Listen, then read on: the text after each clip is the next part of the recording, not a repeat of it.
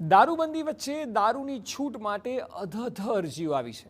Ahmedabad સિવિલને liquor permit માટે હજારો અરજી મળી છે। 21 જાન્યુઆરી 2024થી 20 જાન્યુઆરી 2026 સુધીમાં 1248 નવી અરજી મળી છે। 21 જાન્યુઆરી 2024થી 20 જાન્યુઆરી 2026 સુધીમાં 5922 અરજીઓ રિન્યૂ માટે આવી છે। એટલે 2 વર્ષમાં કુલ 7170 અરજીઓ મળી, તેમાંથી 7045 અરજીઓ મંજૂર કરવામાં આવી છે।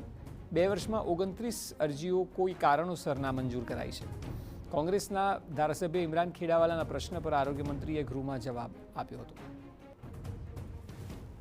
આ વિષય પર વધુ માહિતી આપી રહ્યા છે સંવાદદાતા રોનક વર્મા। રોનક, જે પ્રકારે આંકડાઓ સામે આવ્યા છે, સતત દર વર્ષે અરજીઓની સંખ્યા વધી રહી છે અને સામે આમ જોઈએ તો લગભગ તમામની અરજીઓ મંજૂર પણ થાય છે। સ્વાભાવિક રીતે ગુજરાત રાજ્યમાં દારૂબંધી છે, એટલે કે ખુલીને કોઈ પણ વ્યક્તિ છે તે દારૂ નથી પી શકતો, અથવા તો જે વ્યક્તિને દારૂ પીવી હોય તેને એક યોગ્ય પ્રક્રિયામાંથી પસાર થવું પડે છે અને તે પ્રક્રિયા અનુસરવામાં જે સિવિલ હોસ્પિટલના ડોક્ટર પાસેથી જે અરજી મંજૂર કરાવવી પડે છે, એટલે કે સર્ટિફિકેટ લેવું પડે છે, તેની એક પ્રક્રિયા છે। અમદાવાદ સિવિલની ખાસ વાત કરવામાં આવે તો દારૂ પીવા માટે અધધ લોકોએ અરજીઓ કરી છે, જેમાં વર્ષ 2024 અને વર્ષ 2025ના આંકડા છે તે વિધાનસભામાં રજૂ કરવામાં આવ્યા છે।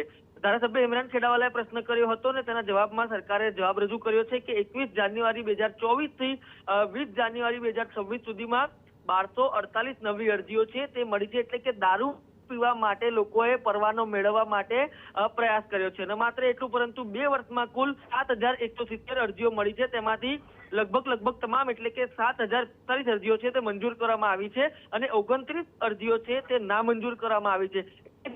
જે ગુજરાત દારૂબંધીના નામે ચાલી રહ્યું છે, તેમાં ક્યાંક ને ક્યાંક સતત દારૂ પીનારા લોકોનો સત્તાવાર રીતે આંકડો છે તે વધી રહ્યો છે।